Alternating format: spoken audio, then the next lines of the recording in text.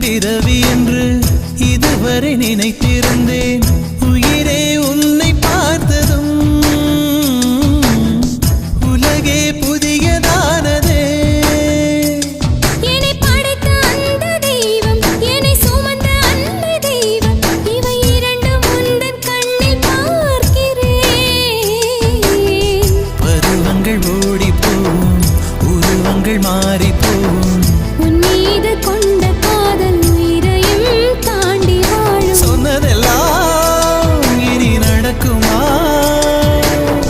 நடக்கும் நடக்கும், நான் கூட சொல்கிறேன்.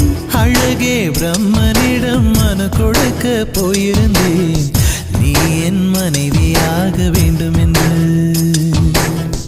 ஆண்டு பல காத்திருக்க வேண்டும் என்று அவன் சொன்னான். ஆயுள் வரை காத்திருப்பேன் என்று நான்